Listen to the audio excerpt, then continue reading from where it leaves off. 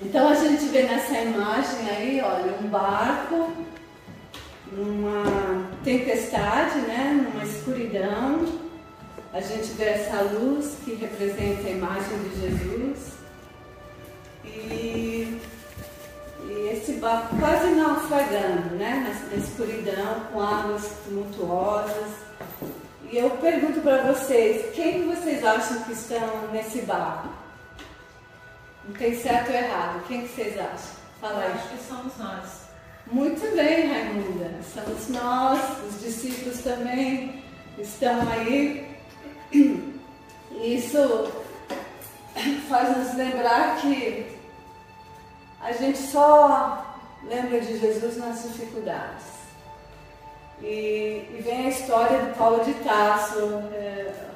Todo mundo conhece a história de Paulo de Tarso, quando está caminhando na história de Damasco. Ele está muito em conflito, com muito conflito. Ele perdeu a pessoa amada da sua vida. E ele está indo para Damasco para eliminar os cristãos.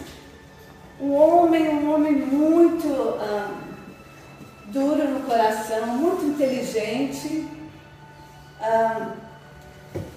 ortodoxo, conhecedor da lei, e está nesse conflito mental, até que ele vê uma luz tão forte que o cega. E dizem que ele caiu do cavalo até. E quando ele está nessa situação, ele escuta uma voz que diz assim: Saulo, Saulo, por que me persegues? E diz que ele responde assim: quem és tu, Senhor? Eu sou Jesus a quem tu persegues. E diz que nesse momento teve uma transformação no Paulo, que ele volta para Jesus e fala: Senhor, o que queres que eu faça? E essa é uma pergunta que a gente deixa de fazer, né, para Jesus. A gente pede, a gente só lembra dele quando estamos nesse barco tumultuoso, quase naufragando, mas a gente esquece de perguntar para Jesus o que ele quer que nós façamos. E a gente vê que Paulo, na época, Saulo, na transformação dele, o nome dele é Paulo. E ele deu a vida para Jesus. Ele sofreu muito, mas a conexão dele com Jesus era tão forte que ele fala: já não sou eu que vos falo, mas Jesus que fala por mim. Então a gente vê essa vibração, essa energia dele juntamente com Jesus.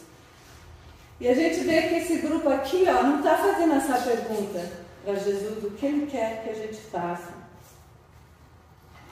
E muitas vezes nas aflições a gente perde a vigilância, a gente perde a sintonia com Jesus, a gente deixa de orar. E por isso que a gente vai chegar nesse livro tão bonito, que basicamente fala sobre o Evangelho de Jesus. Esse é o Humberto de Campos. E aí fala todos os livros. Alguém já ouviu falar de Humberto de Campos? Não? Ok. Aqui está todos os livros psicografados por ele, por Chico, através dele. E a gente vai ver, é uma história meia longa, mas ele vai ter que mudar o nome dele para Irmão X por causa de um processo. Quem falou? Por causa de um processo. Então ele vai ter que, a família dele quis processar o Chico por causa desses livros saírem em nome de Humberto de Campos. Então a gente vai ver aqui que quando Humberto de Campos desencarna, ele 3 meses após o desencarne dele, ele aparece para o Chico.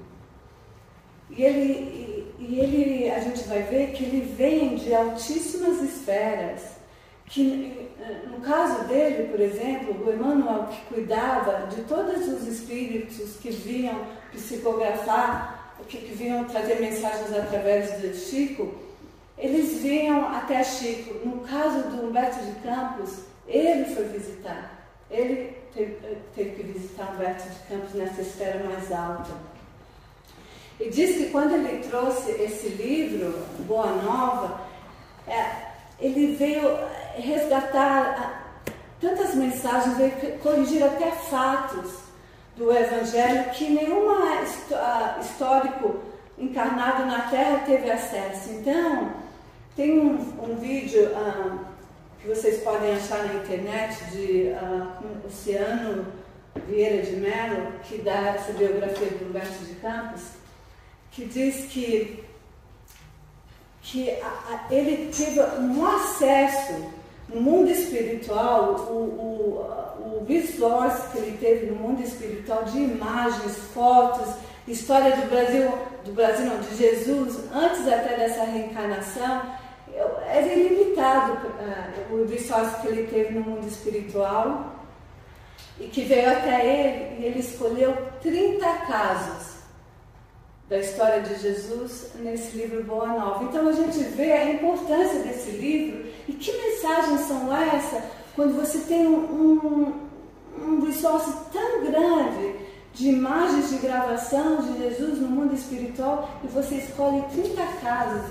E como que a gente não deixa de ver quais são essas mensagens, né? O Brasil, Coração do Mundo foi ele. Foi ele, Então, os livros estão editados já no mundo espiritual. Depois sai explicado. Ele tem um livro uma viagem dele que ele vai até Marte e ele se vê no centro de Marte com prédios lindíssimos, uma vibração lindíssima. E nesse templo onde ele visita, as pessoas não veem o Humberto de Campos com o seu guia. Ou seja, eles ainda estão encarnados, eles não têm a visão do mundo espiritual.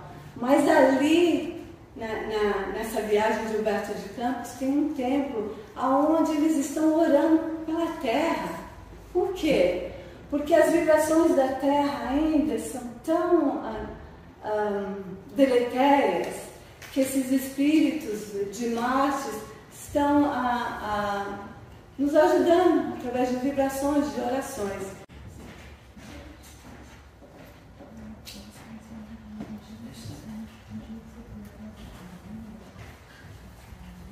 Na escola do Evangelho.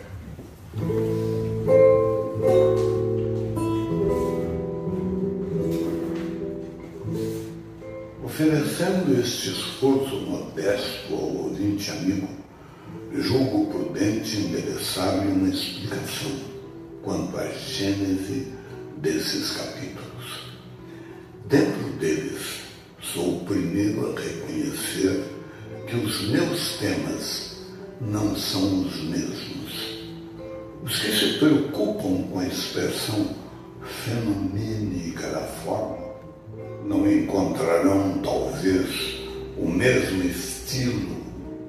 Em período algum, faço referências de sabor mitológico. E naqueles velhos amigos que, como eu próprio aí no mundo, não conseguem atinar com as realidades da sobrevivência, suponhando, por antecipação, as considerações mais estranhas.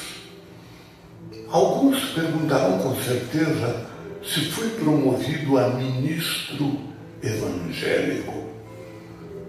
Semelhante admiração pode ser natural, mas não será muito justa. O gosto literário sempre refletiu as condições da vida do espírito. Não precisamos muitos exemplos para justificar o acerto. Minha própria atividade literária na Terra divide-se em duas fases essencialmente distintas. As páginas do Conselheiro 20 são muito diversas das em que vagueiam as emoções novas que a dor, como lâmpada maravilhosa, me fazia descobrir no país da minha alma. Meu problema atual não é o de escrever para agradar, mas o de escrever com proveito.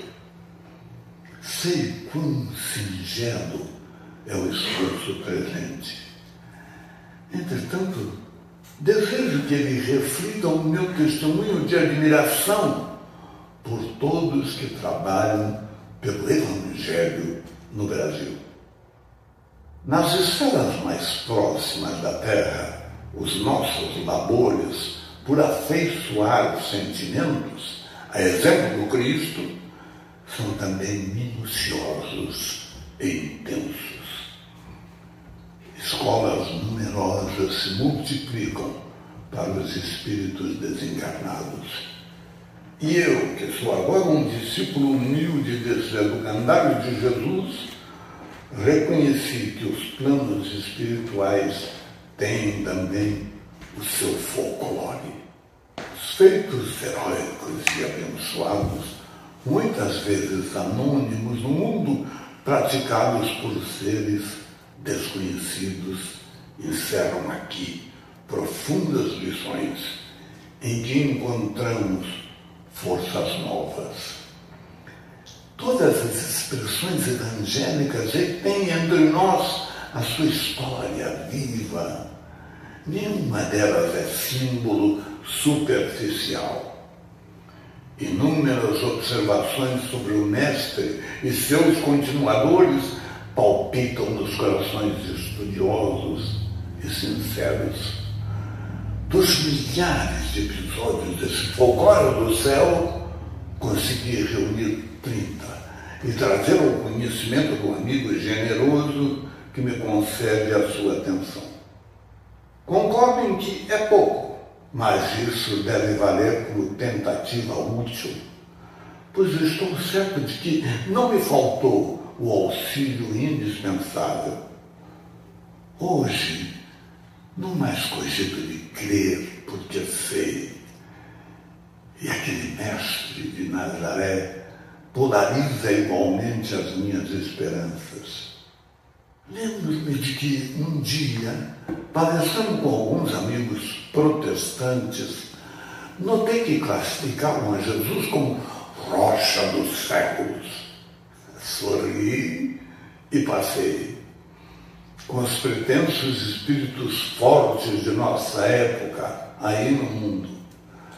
Hoje, porém, já não posso sorrir nem passar. Sinto a rocha milenária, luminosa e sublime que nos sustenta o coração atolado no pântano de misérias seculares.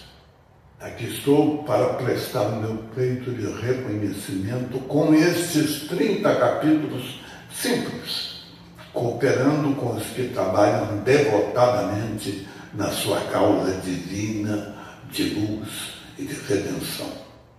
Então, esse é o prefácio do livro, que é lindíssimo. Então, o capítulo de hoje, desses 30, que eu devo falar, é sobre perdão. Eu trouxe isso aqui, um poema dele, que eu achei tão bonito. E dá para você ter ideia da beleza da escrita dele, né? Você quer ler? Por favor, você consegue ler? Eu consigo. Por favor. Em 3 de fevereiro, escreve: sofrimento, sofrimento, sofrimento. A impressão de que sou um saco feito de carne humana, mas cheio de pregos e navalhas que me espetam em retalho de dentro para fora. Pequenos sonos de 10 minutos em noites que duram 72 horas. Nestes sonhos ligeiros, sonhos pavorosos, com o fantasma que ainda veio depois de acordado. Humberto de Campos. Esse é o Humberto de Campos materialista. Mas a gente vê o que foi dado todas essas informações sobre o Evangelho foi dado para essa pessoa que tem um dom de escrita, né? Por isso que eu trouxe isso. Então nós vamos falar hoje do perdão. Diz assim, deixa eu pegar esse mapa para você. Ok. Diz que Jesus, com os discípulos, eles estavam em Cafarnaum, que está ali na parte cor-de-rosa aqui, ó. A gente vai ver que Jesus começou sua pregação aqui na Galileia. E na Galileia só tinha pobreza, doença e analfabetos. 90% das pessoas ali eram analfabetos. Muitos dos seus críticos falavam: por que você é um homem tão assim poderoso, com tanta sabedoria, por que ele não começou em Jerusalém? Jerusalém tinha os doutores, tinha riqueza, tinha poder. E por que ele começou ali na Galileia? Eles perguntavam, né? Então a gente vai ver que nesse capítulo do perdão, Jesus está saindo da Galileia para Nazaré. E a gente vai ver que nesse capítulo do perdão já estava aquele fake news, né, que a gente tem hoje em dia. Já estavam falando de Jesus, já estavam falando mal de Jesus, que ele era um velhaco, que ele andava com os pescadores, que ele queria destruição, um revolucionário, um inimigo de Moisés. Então Jesus chegou para trazer essa boa nova nessa situação. E quando ele viu todas essas dificuldades, e todas essas desavenças, inclusive os seus discípulos estavam brigando com as pessoas locais, né?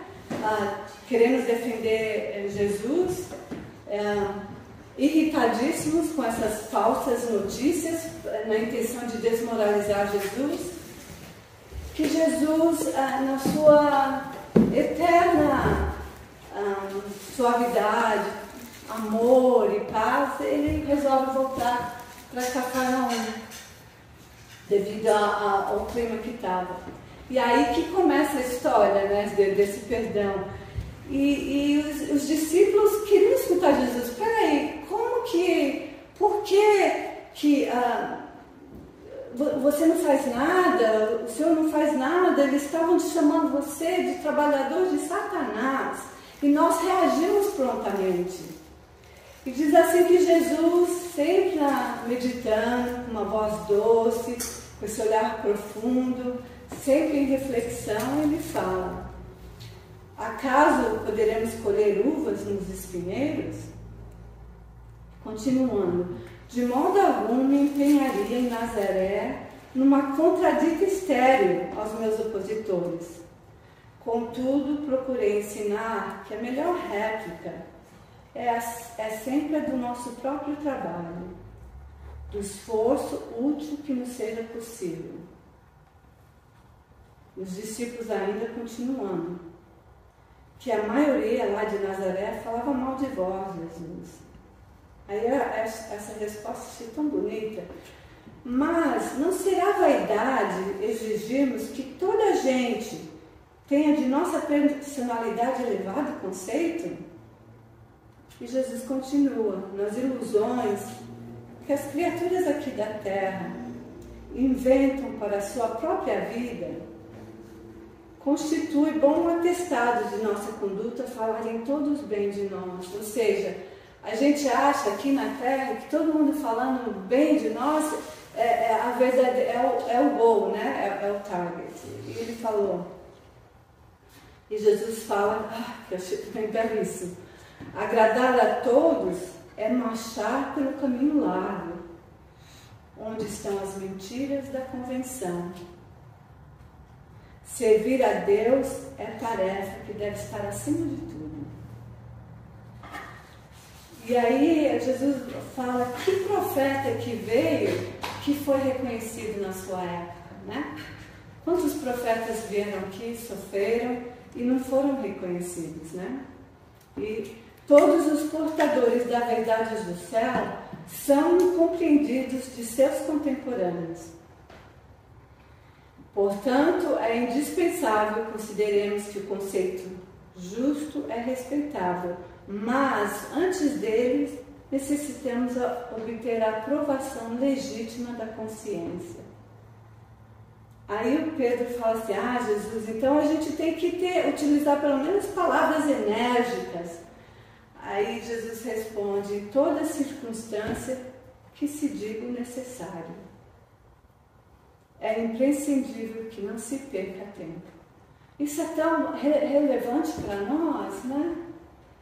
Então, esses diálogos que a gente vê nesse livro, tão real, tão pertinente a nós, que a gente tem tudo isso, pessoas que não partilham nossas ideias, ou o que seja, a gente sempre quer ser compreendido por todos, né? Aí ele fala assim, aí um deles, o Felipe, fala para Jesus, nós encontramos nessa viagem de Nazaré até pessoas do nosso meio que me chamaram de brigão e de mal entendedor de vossos ensinamentos. Aí olha a pergunta que ele fala para Jesus. Se os nossos próprios irmãos da comunidade apresentam essas falhas, como será o futuro do Evangelho? A gente não tem isso no Espiritismo, né? A gente não tem nenhuma divergência, né? E aí diz que Jesus respondeu para ele uma resposta que eu acho que todos nós devemos ficar conosco. Felipe, essas perguntas cada discípulo deve fazer a si mesmo. E aí ele pergunta para Felipe, edificaste o reino de Deus no teu íntimo, no teu espírito? Um companheiro que nos parece insuportável, é possível também que algumas vezes sejamos considerados assim. Temos que perdoar os adversários e trabalhar pelo bem de nossos inimigos. Aí diz que Pedro fala, Jesus, então primeiro o nosso inimigo tem que se arrepender, né, para a gente perdoar. Aí Jesus fala assim, olha, Pedro, o perdão não exclui a necessidade da vigilância, como o amor não prescinde da verdade. A paz é um patrimônio que cada coração está obrigado a defender para bem trabalhar no serviço divino que lhe foi confiado. Em nenhuma circunstância cogite de saber se o teu irmão está arrependido. Esquece o mal e trabalhe para o bem. Aí vem aquela célebre pergunta, né? Senhor, quantas vezes pecará meu irmão contra mim? Que lhe hei de perdoar? Será até 7 vezes? Não te digo que até 7 vezes, mas até 70 vezes 7. Então, são esses diálogos belíssimos de Jesus com os seus discípulos que mostra que Jesus escolheu esses discípulos que não tinham PhD, não tinham nada de especial, somos nós, né? Com falhas, com necessidade de aprendizagem. Mas, oi. Só colocando essa parte dos 70 vezes 7, eu lembro que alguém, em alguma palestra, um palestrante, ele falou que alguém procurou o Chico com essa mesma pergunta. E aí, Chico, Emmanuel, que era de lado, Emmanuel vem do Chico, né? Então, ele fala para o Chico falar para a pessoa que 70 vezes 7 é cada ofensa. Quer dizer, a gente tem que perdoar constantemente. Né? Porque às vezes a gente faz ali a conta, fala assim, já deu a conta aqui, né? Para frente, já não preciso mais, né? Mas aí o Emmanuel fala que é 70 vezes 7, né? Cada ofensa. Se perder na conta, começa de novo. A gente às vezes nem faz 7. Não é verdade? Nem faz uma. Nem faz uma. E esse capítulo, então, acaba do perdão, mas como eu tive a oportunidade, por isso que eu acho que a gente aqui na frente tem a oportunidade de estudar, né? E tem tantos capítulos tão lindos nesses 30 casos, e um que me emocionou foi o encontro de Jesus com a samaritana. Aqui, ó, deixa eu pôr aqui a foto. Por que me emocionou?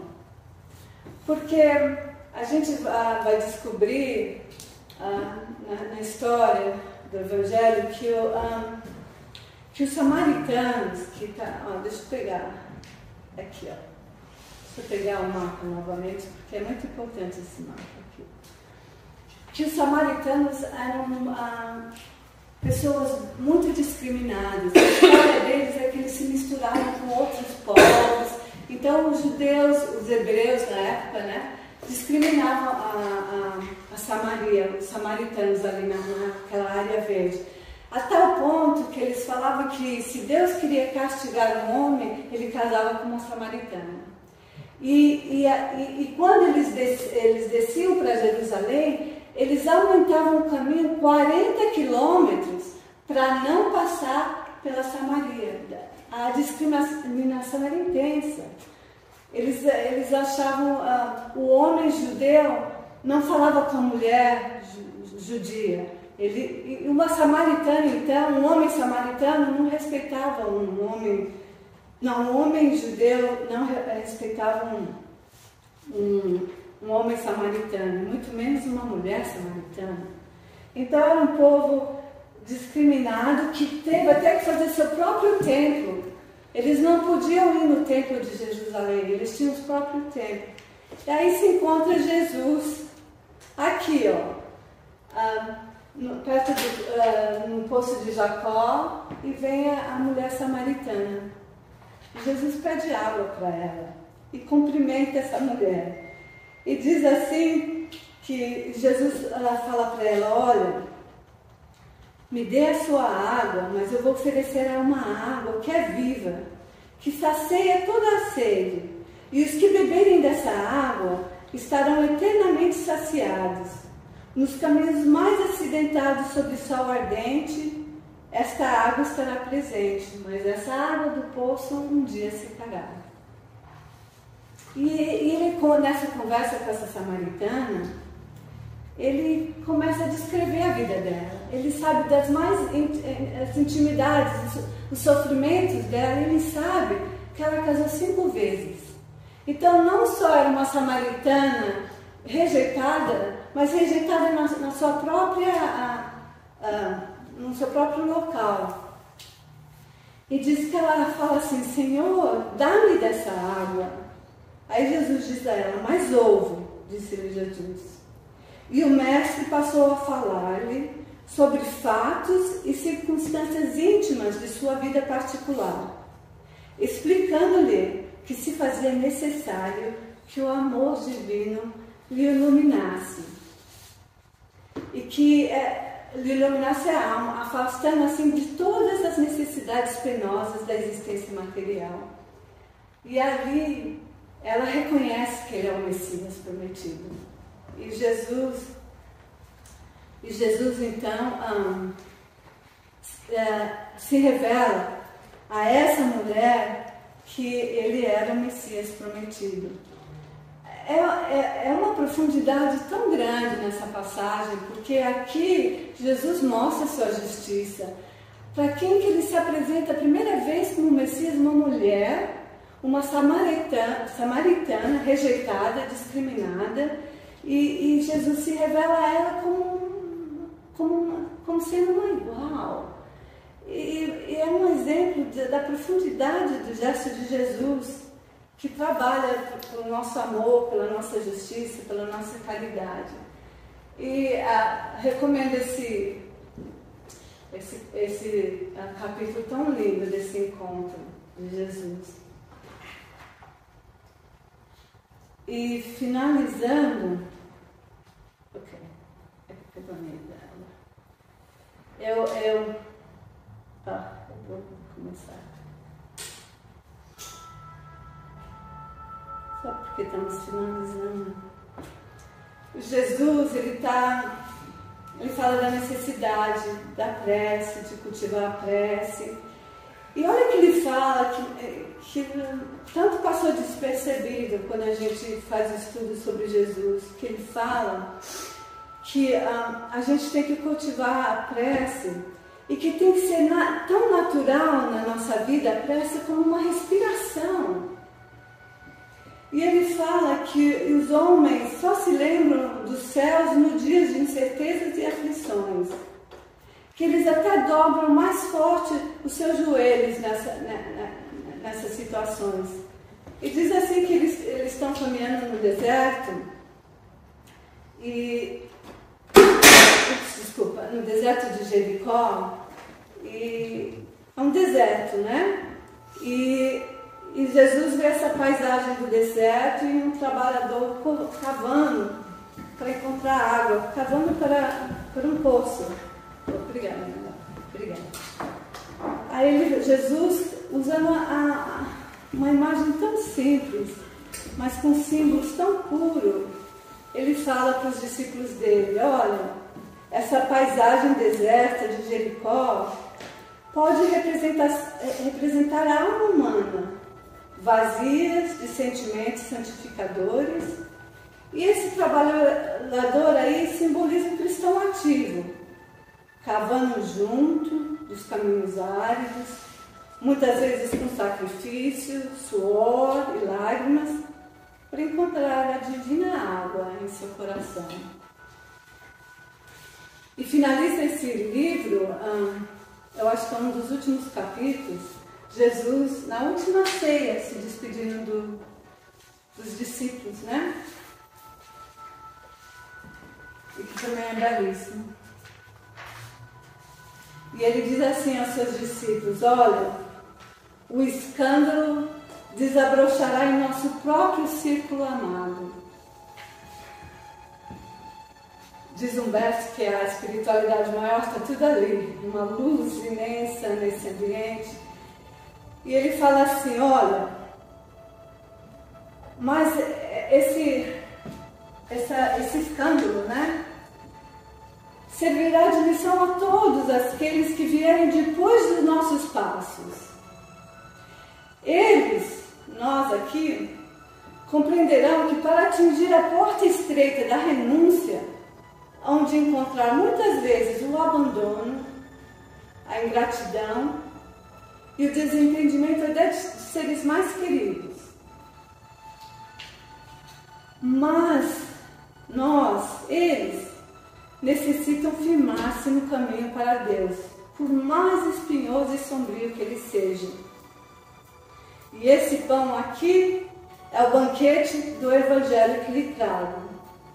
E esse vinho é o sinal do meu espírito renovador, dos meus ensinamentos a ti. Antes, porém, que eu parta, quero deixar-vos um novo mandamento, uma ordem, o de amar-vos uns aos outros, como eu vos tenho amado.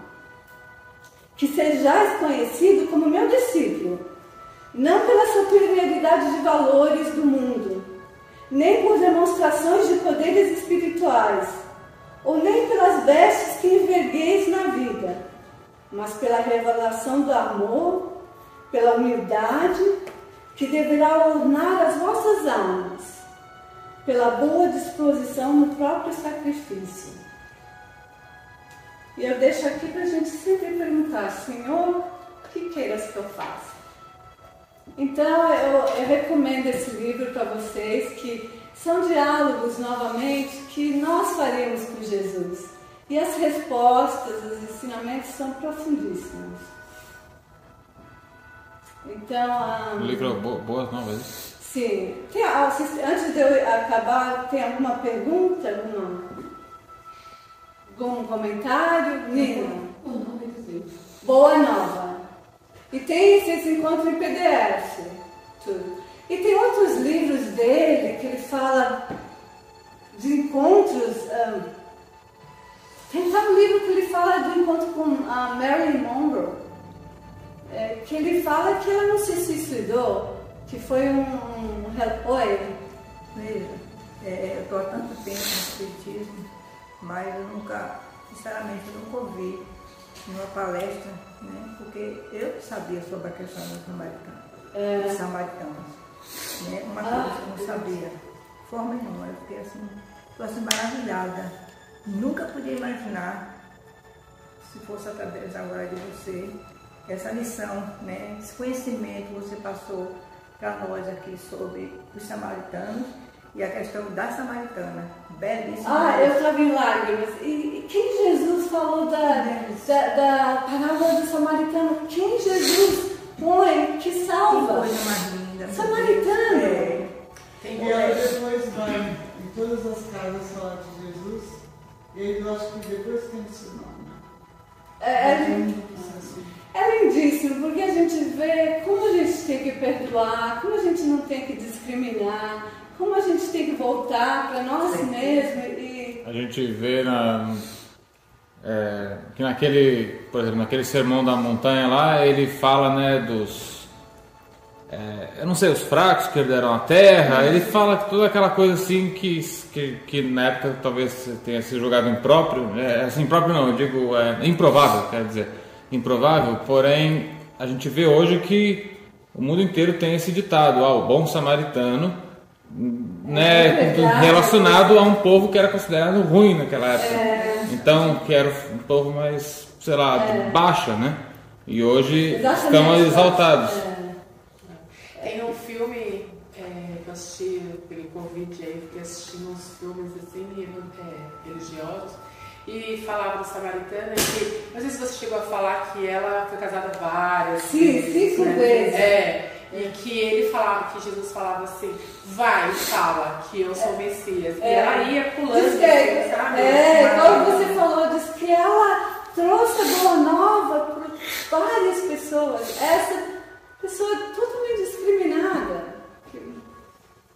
E nem ela acreditava nela mesma, que ela, né, ela era a proclamadora do... Diz nesse livro que quando ela está indo no poço pegar água, o Jesus cumprimenta ela, já assusta ela. Não está acostumado. O que esse homem judeu falando comigo? E os discípulos que saíram foram pegar comida para Jesus voltando, enquanto Jesus falando com uma samaritana. Então, é belíssimo. O livro depois você me dá? Sim, só encontra no PDF. Boa Nova, Humberto Câmara. Esse encontro, eu acho que a linguagem ali é tão temporária que fala, reflete a realidade de hoje. Atemporal. E fala, como eu falei, esses diálogos é como se a gente falasse. Tem um diálogo que o Pedro fala: Jesus, por que você dividiu o vinho? Como você está trazendo vinho? Isso aqui pode ser perdição. A gente não pensa nessas coisas, né? O que mais que eles perguntaram para Jesus? É lindíssimo. Então, o encontro da mulher pecadora também. Belíssimo, belíssimo. Então, são livros que vêm com tanta dificuldade. O Humberto de Campos, por exemplo, ele psicografava com o nome dele, Humberto de Campos, e a família dele, como eu falei, processou o Chico, disse que o Chico sofreu tanto nessa época que ele chorava não só o Chico, mas o Humberto de Campos. Então a gente vê tanto sofrimento para fazer essas belíssimas obras, né? E a gente não dedica o tempo, né, para elas. Agora tem o online, né? E eu fico. E diz que é por isso que o Humberto de Campos começou a assinar Irmão X. Porque aí para não haver mais assim. O André Luiz não era o nome dele, né? Alguém tem mais alguma pergunta? Antes de encerrarmos? Então, Raimundo, você quer fazer a prece final, por favor?